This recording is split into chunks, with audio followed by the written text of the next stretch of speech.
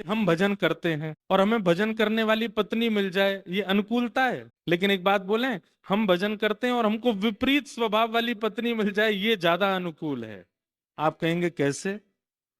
भैया देखो, अनुकूल जीवन साथी मिलेगा तो आप भजन करोगे, लेकिन थोड़ा थोड़ा प्रेम उसकी तरफ भी जाएगा ना।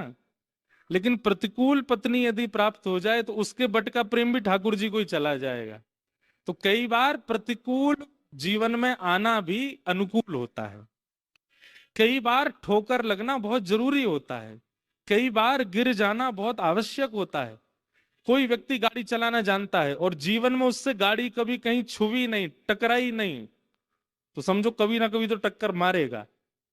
लेकिन एक बार यदि गाड़ी टकराई होगी तो वो सावधान हो जाएगा कि भाई मुझे सावधानी से चलाना है, कहीं छुए ना, टक्कर लगे ना। एक बार जीवन में प्रतिकूलता आना आवश्यक है। तो भगवान कह रहे हैं मयानुकूलेन नभस्वते ऋतम। अब इसमें मयानुकूल का अर्थ क्या है? तुम जो चाहते हो वो अनुकूल नहीं है, ठाकुर जी जो चाहते हैं वो अनुकूलता होती है।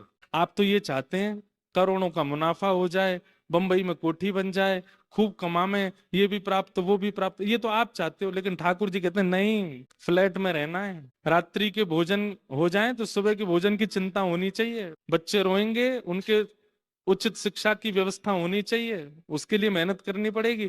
ठाकुर जी ने ये सोच रखा है।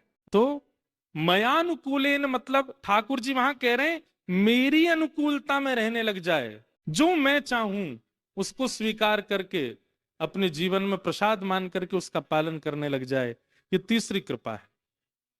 आप ठाकुर जी से शिकायत नहीं करते हैं, जो प्राप्त हो जाता है उसमें कहते हैं नाथ इसमें भी आपने कुछ भला ही सोचा होगा, कुछ अच्छा ही विचार किया होगा, मैं इसे स्वीकार करता हूं। मैं हमेशा कथा में एक बात कहता हूं कि अपने जीवन की हर परिस्थिति को प्रसाद मानो। जीवन का हर क्षण प्रसाद है। प्रसाद